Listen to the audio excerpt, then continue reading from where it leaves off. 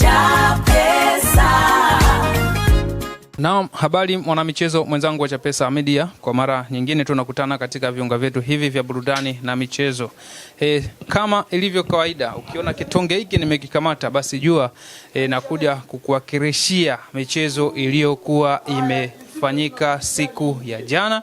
Tunakuja kufanya uchambuzi kidogo mimi na mzee wangu mzee Saidi, hususan mchezo wa jana kati ya Simba dhidi ya Coast Union. Simba akitoka na ushindi wa goli 2-1. Mchezo ulikuwa namna gani? Simba alianza kutanguliziwa na wagosi wa Kaya Wanamangu goli 1 dakika ya 8. Lakini mchezo wa upande wa Coast Union hukuwa bora zaidi baada ya Simba kuanza kurejesha goli likipatikana kwa Libasegwe, akija akiwa amewafunga mdomo zaidi Anicet Aura, zote miamba kutoka nje.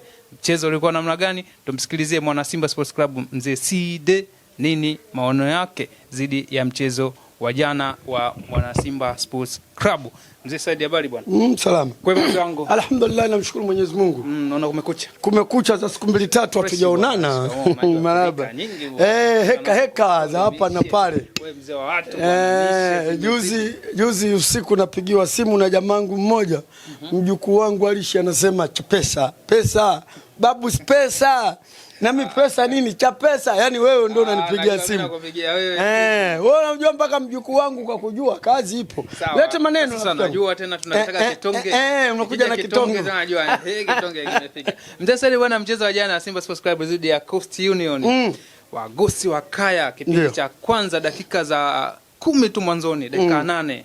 Mabadi anatangulizia Coast Union goli la kwanza. Kwanza mchezo tuzungumzie, ulikuwa mchezo wa namna gani kwa hiyo unajua, ngoja nikwambie. Ukifanya kosa ndio mwenzio anakuadhibu. Ndio. Limefanyika kosa kwa mabeki wa Simba wa pembeni.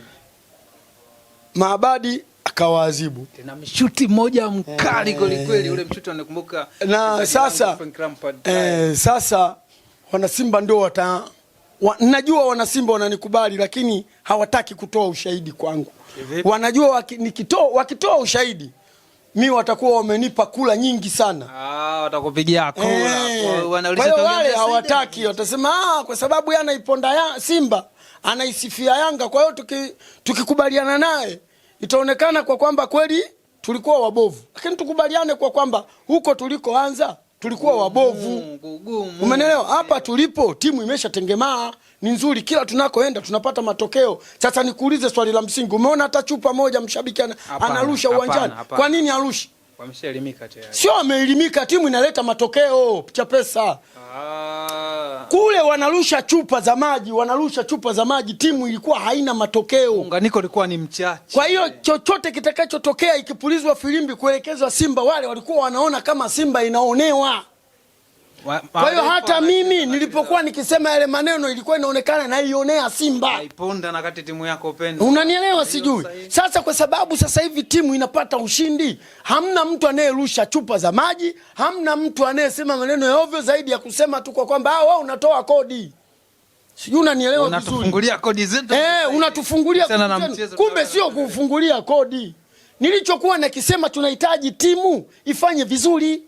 Sasa fry mirejea. Sasa swali la kwanza, timu inafanya vizuri, kwa nini hatuchukui makombe? Hawajanijibu mpaka leo watu wa Simba. Sasa ndio bado mnaendelea. Tunaendelea wapi? Sajili yenyewe nayo hapa matokeo mazuri. Hiyo sajili yenyewe wachezaji sasa hivi wanatakiwa, je, mna uwezo wa kuwazuia? Nani anaita? Hilo mswali la kwanza hilo. Hiyo kodi tena. Hiyo kodi hiyo. Kuna wachezaji wanatakiwa. Hizo za ndani nakwambia kuna wachezaji wanatakiwa. Alafu na ndio krimu inayoibeba Simba.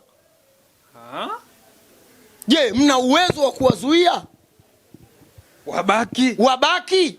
Matokeo mtajisema sisi kazi yetu kufanya biashara, basi tutaendelea kila siku kumwachia Yanga achukue ubingwa.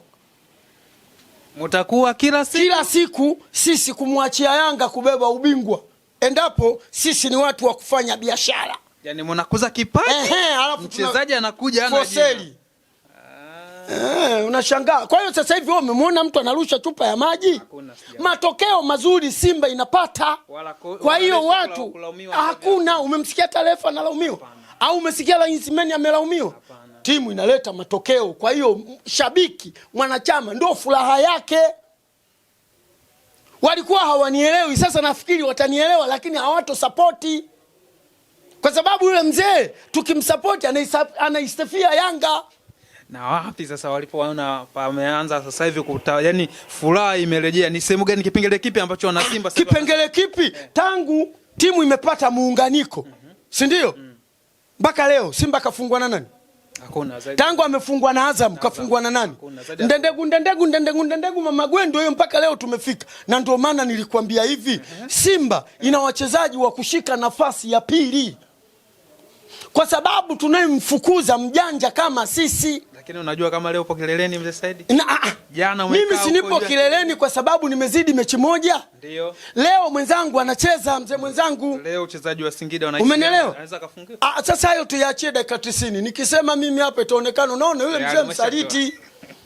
Sasa hayo tuyaache dakika 90, lakini mimi matokeo ninayotoka jana ya Singida na Yanga. Na hata matokeo ya Simba na Kosti, we muongo, sema kama sikukupigia simu. Sawa. Na nilikupigia simu, nilipigiwa simu kutoka wapi? Tanga. Nimemaliza kupiga simu nikakupigia wewe. Bwana, nimesikia 1 2 3, lakini kuna hiki na hiki na hiki. Kwa hiyo Simba kama watafanya hivi, watapata ushindi. Ndio uliniambia. Sasa mimi sasa hivi sitaki kusema kwa matokeo nakuwa ninayo mimi mwenyewe, kwa sababu ni timu ambayo inaniumiza ndani ya roho yangu. Lakini jana Simba ukiangalia kipindi cha kwanza baada ya kutanguliwa ile goli, Simba walionyesha mchezo mzuri sana, walijituma na wakakaa vizuri, magoli yakarudi. Nisikilize. Kipindi cha pili sio magoli hatujayaona.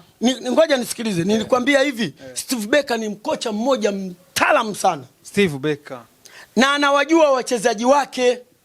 Nianze na nani apumzike, nitoke na nani. Na ugumu wa mechi zile na anazijua kabisa mechi ugumu wake zikoje. Sijui umenielewa vizuri. Nakupata. Anajua kabisa nianze na nani nitoke na nani. Mimi nilisema hivi, Chama hakuna wa kumweka benchi. Pale Simba. Endapo kocha mwenyewe akiona kwa kwamba Chama anastahili kukaa benchi, basi atakaa benchi kwa kocha mwenyewe. Lakini kwa quality mechi ya mwisho unaikumbuka ya Chama kuingia sabu? Naikumbuka ile. Ni mechi ya nani? TRA nakumbuka. TRA. Toka hapo amekaa benchi? Hapana. Kwa nini? Unaweza ukaniambia? Kwa nini alikaa benchi? Matokeo yalikuwa mazuri. Na kwa nini anaendelea kucheza? Alileta matokeo mazuri. Alileta matokeo mazuri wapi? Wakati unaingia na hao URA, sijui URA nani? Na TRA matokeo yalikuwa mabaya. Nisikilize sasa. Maana yangu ya kukuuliza ni nini? Unatakiwa utulie. Nini nikwambie? Nipe jibu.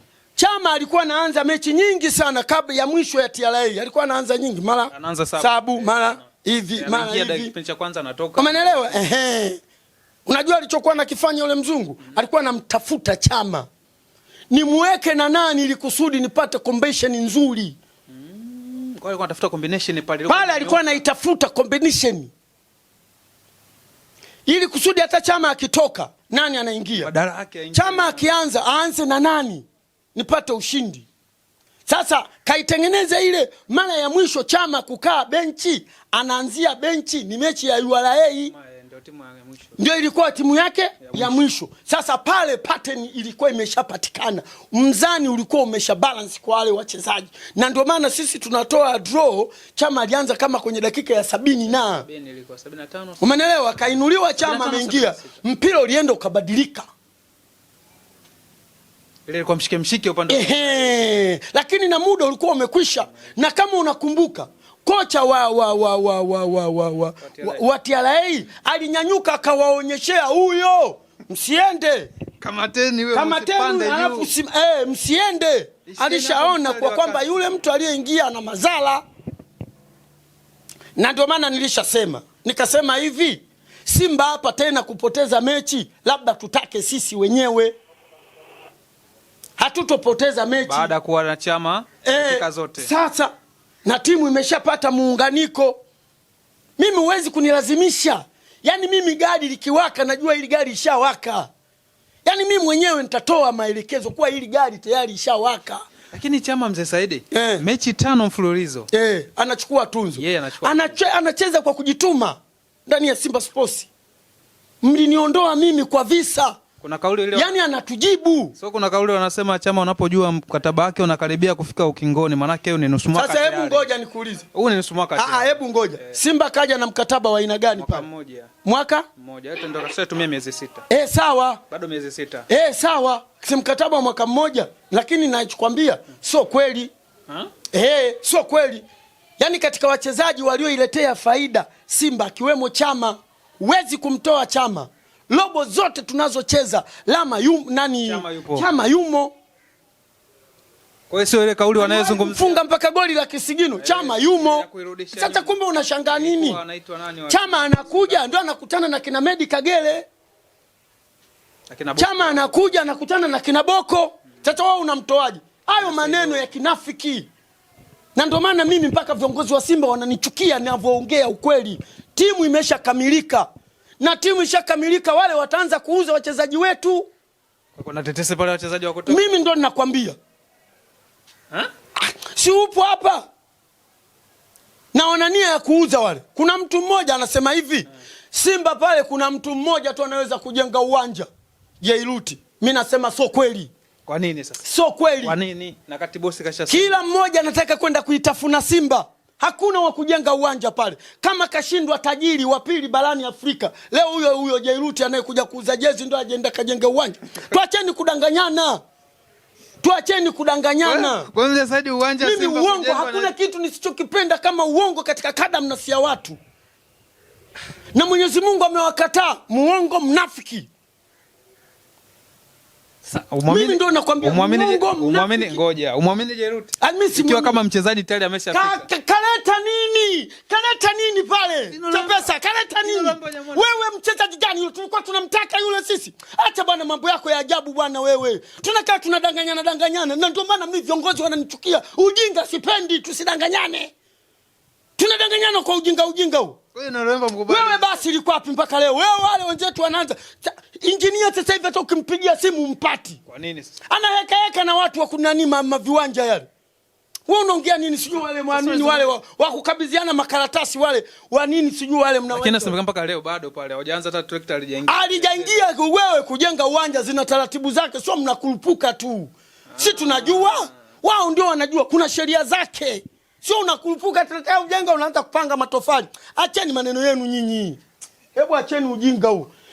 Sisi unajua shida kubwa iliyopo kwa wanachama na wapenzi wa Simba, wanapenda kudanganywa. Na ndio maana timu yetu haiendelee. Ikipata mafanikio kidogo wanakuja watu chungu mzima kuitafuna. Ukisema watu wanakasirika. Na kuitafuna kwake wanapumpa pesa wanakula. Wanakwenda kuchukua wachezaji ya ovyo ovyo. Sasa wewe subiri. Si umeona hapa tunaanza kupiga makofi. Kwa hiyo sasa sajili ya aliyofanya Mangungu fresh. Kwani mimi nimekataa? Mimi nilikuwa namng'ang'ania Mangungu aseme kinachoitafuna Simba ni nini. Yeye ndio mwenye zamana ya Simba. Hakuna mtu mwingine yoyote mwenye zamana ya Simba zidi ya Mangungu. Kwa hiyo sajili aliyofanya sasa hivi hamna. Kwani hebu ngoja nikuulize. Pale mama alivyowaita kwenda Dodoma alienda nani? Na kwa nini aliwaita wale? Ndio viongozi wa vilabu. Ni sahihi. Sasa mimi ndio maana nilikuwa namng'ang'ania aseme kuna kitu gani kinachoitafuna Simba. Wakamkulupusha mzee akaingia kidogo tu. Vurugu mtindo mmoja. Sasa yule akisema aseme wewe hakai mtu pale. Mangungu? Mangungu akisema nyoke aseme jamani kuna moja, kuna mbili, kuna tatu, kuna nne. Subutu. Mimi sio kama nilikuwa simtaki Mangungu, mimi nilikuwa namtaka Mangungu aje aseme atoe yale yaliyopo ndani ya klabu. Na ndio maana siku moja mchungaji alisema hivi, tukisema tuseme sisi timu itasambaratika. Sasa wewe sio useme, aseme mwenyewe bwana mkubwa. Mwenyewe mwenye kiti. Mwenye mamlaka ya timu. Mwenye mamlaka. Wewe huna mamlaka ya kuiongelea. Mwenye mamlaka ya kuiongelea mwenye kiti. Sisi sio kama tunaiongelea, sisi tunalalamika. Kwa nini tunafungwa kila siku na Yanga? Mimi mgomvi wangu Yanga shekhe. Azamia umeshindwa, umechoka.